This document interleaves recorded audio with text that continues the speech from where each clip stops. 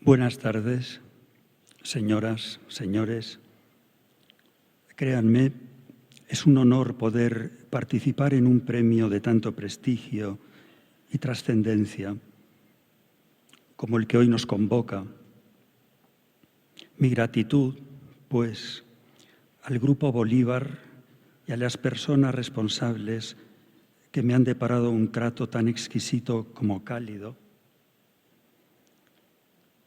sin duda fuera de lo común, y así quiero que conste. Y mi agradecimiento también, por qué no decirlo, a Colombia. La propuesta contenida en estas palabras, mi intención, si me lo permiten, es enfatizar el valor del pensamiento, la potencia del pensar, más allá de si éste se cumple en una página filosófica, en un ensayo, en un artículo de fondo, e incluso en una columna, porque desde ella siempre es posible abrir una fisura que lleve a la luz. Porque pensar es desocultar algo, es decir, revelarlo, mostrarlo. De manera que podría llegar a afirmarse que la función del pensamiento es no únicamente entender, sino también transmitir lo observado, difundirlo, hacer de ello un activo que venga a contrarrestar el desvanecimiento de un mundo que muchos quieren pensarlo como crepuscular. Hoy se habla de una era postcristiana, de una era posthumanista, postatómica, incluso postpolítica, y demás rótulos colosales, una era habitada por el Homo technicus, que Giorgio Agamben ha definido tan nítidamente en un libro titulado Lo Abierto. Sin embargo, bien lo sabemos, el ser humano y por lo tanto el mundo siempre es el mismo, aunque no en el sentido que le confirió Hegel, de quien puede decirse que, si me permiten la expresión, pretendió decretarlo. Decretar el mundo, en consecuencia, significa querer decretar la realidad. Pero la invariable condición humana, ya no juzgo si para bien o para mal, es la que se encarga de mantener el mundo tal cual es, materia asombrosa, flujo, reflujo, contradicción, espejismo, incertidumbre. Si hablamos de la verosimilitud de este supuesto declive de la edad contemporánea, es preciso recordar un importante matiz que el autor de Ser y Tiempo introdujo en el momento de analizar el ocaso o el llamado ocaso de Occidente. Inspirándose en un escrito de Nietzsche, quiso distinguir entre el verdadero significado de los términos de destrucción y desertización. Este último, avisa, es mucho peor y más aniquilador que la destrucción, que solamente, entrecomillado, elimina lo construido. En cambio, la desertización impide el crecimiento y, lo que es capital, imposibilita toda construcción. Por ello, podemos afirmar, aplicándolo a este discurso, la importancia de poder sopesar, legitimar, valorar, esto es, pensar cómo detener este proceso de desertización que los intereses, las ambiciones y un erróneo sentido de la autoridad están alentándole y dándole caudal. De ahí también la necesidad de pensar el mundo, que significa, en el fondo, pensar para el mundo. ¿No es esta una de las funciones también del periodismo? ¿No lo es de la filosofía, del ensayo? ¿Acaso de la música de Langemann o de György Ligeti? ¿No lo es la pintura de Gerhard Richter o la escultura de Jorge Oteiza? Y no menos las imágenes fotográficas de Ronnie Horn. ¿Qué es la obra de Sebald sino poner en jaque el desprecio con que los fanáticos cuentan los avances de la civilización según los réditos que les produce.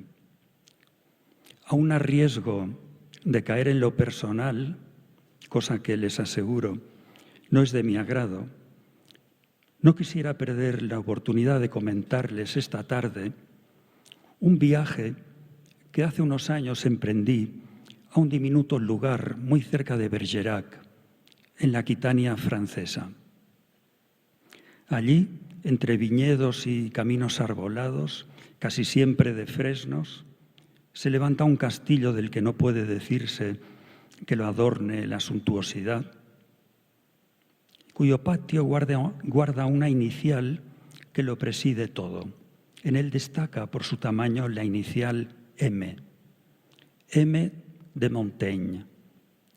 Lo que llama la atención no es la edificación en sí, de piedra blanca y buena proporción, sino una torre un poco alejada y solitaria, de paredes irregulares y un tanto desconchadas, donde vivía apartado de todo, pero atento a la afuera, el señor Michel de Quem, es decir, Michel de Montaigne.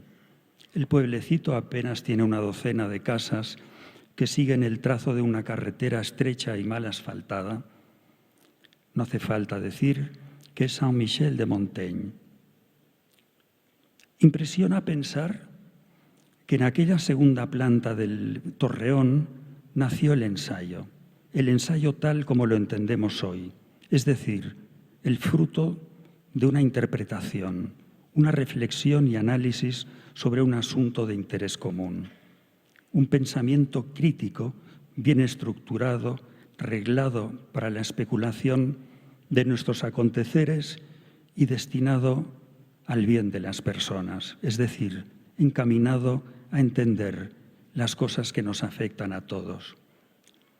Cuando se entra en aquel espacio circular de no más de 30 metros cuadrados, la biblioteca estaba, por lo tanto, dispuesta en círculo y albergaba unos 500 tomos, se siente un no sé qué de extraño, una sensación epifánica, la certidumbre de que allí nació algo de lo que somos hoy, la presencia todavía latente de alguien que efectuó con el mayor de los esfuerzos una puesta al día de la memoria, de la cultura, y las transformó en presente.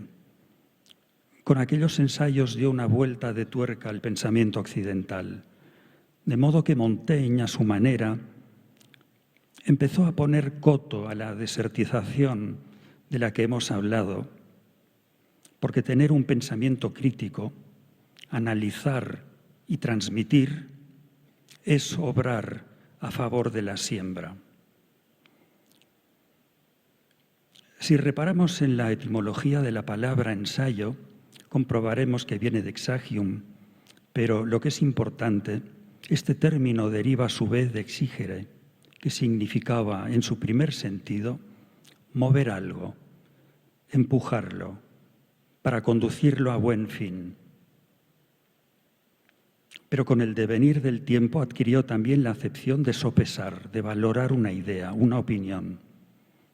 Si comentamos todo esto, es porque la cultura se revela como la consecuencia de la acción de sopesar y calibrar, y también porque significa una toma de posición, una forma de interpelar el desorden y afrontarlo con valentía intelectual.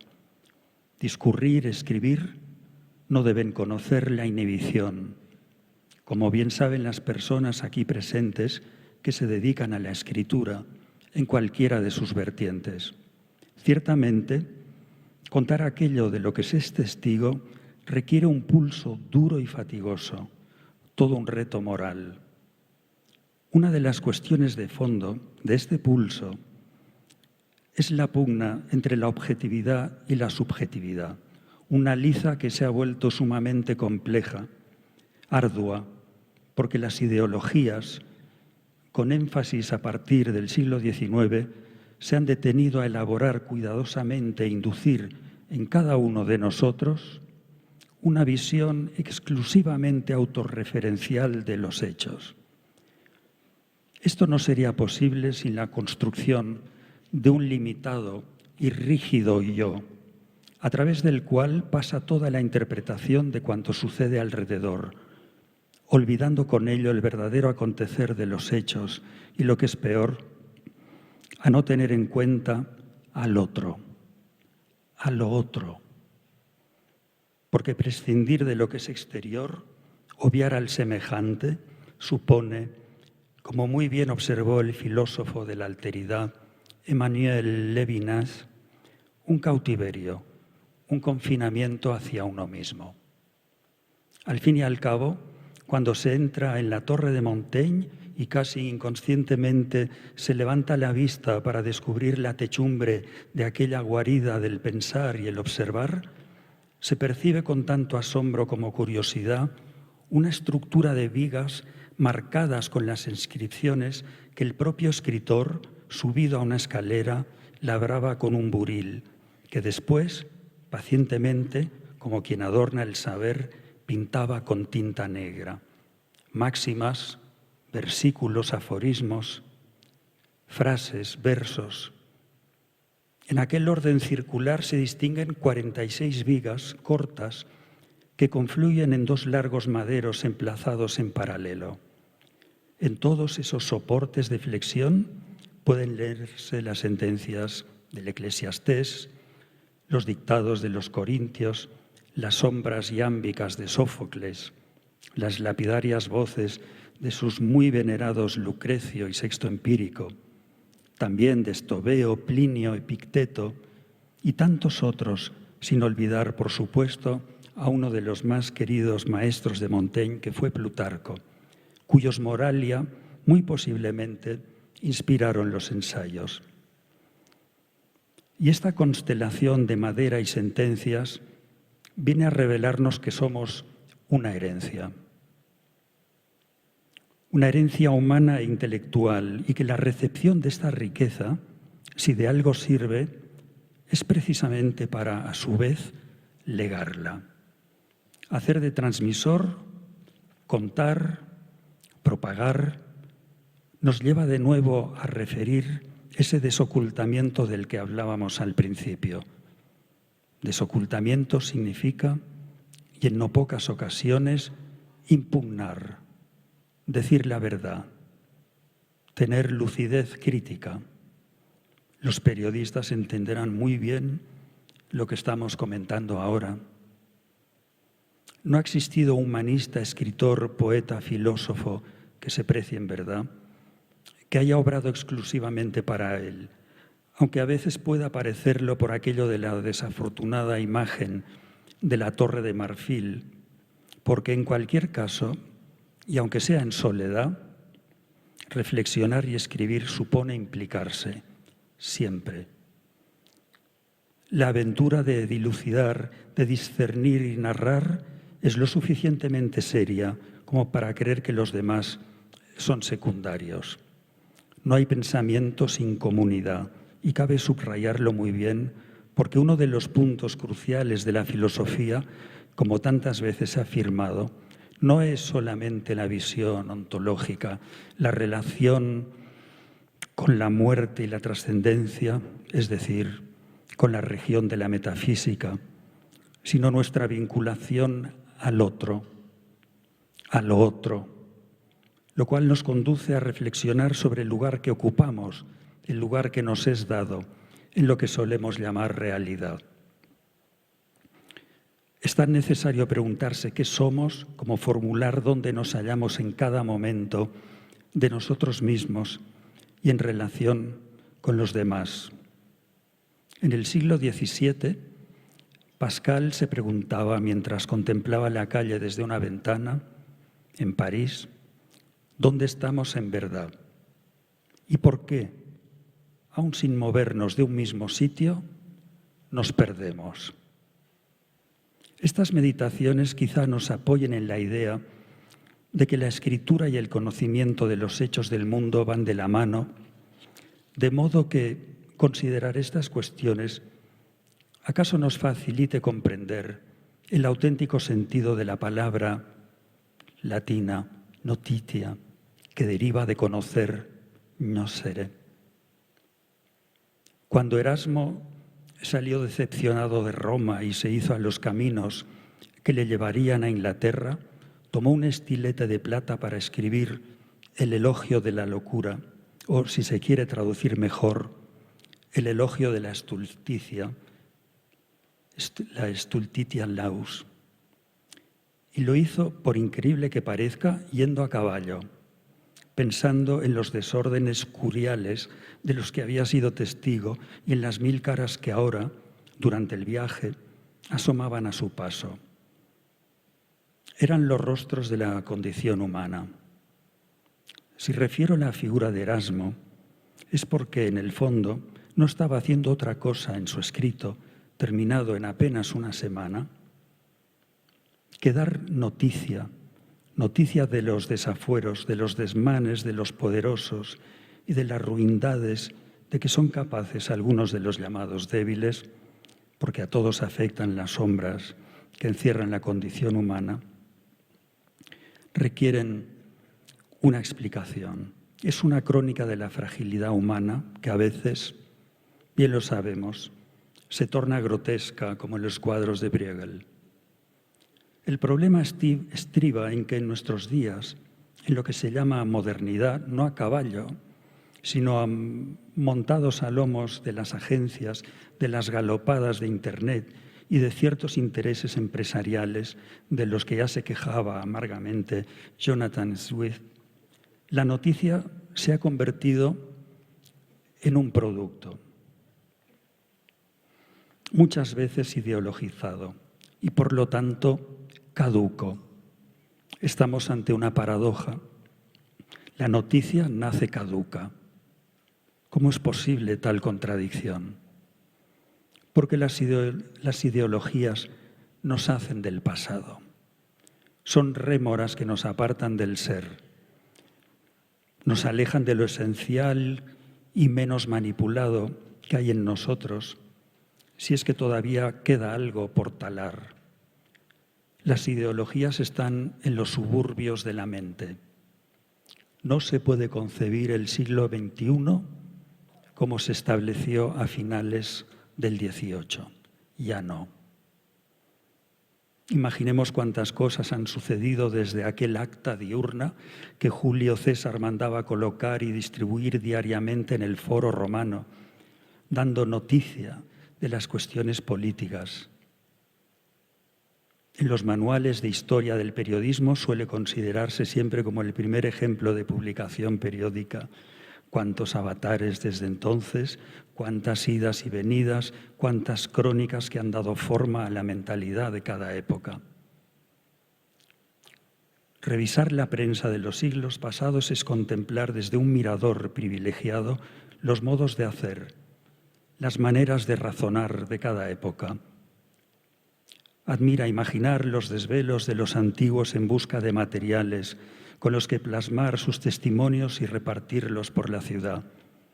Las travesías fatigosas en unos carruajes que transportaban paquetes de papel, resmas, que entonces llamaban mazos, las cuales no tenían más de 25 pliegos.